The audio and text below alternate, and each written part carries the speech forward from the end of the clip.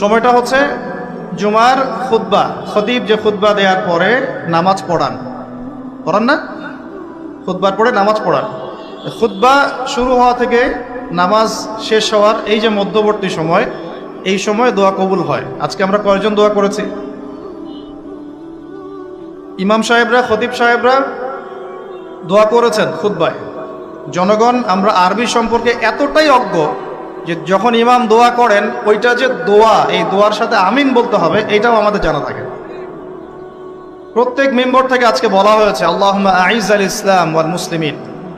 তখন মানুষ বসে বসে আঙ্গুল ফুটায়, মোবাইল টিপে, জানেই না যে দোয়া হচ্ছে আল্লাহুম্মা আইজ আল ইসলাম ওয়াল মুসলিমিন। আল্লাহ ইসলাম এবং মুসলমানদেরকে তুমি ইজ্জত দাও, সম্মান দাও।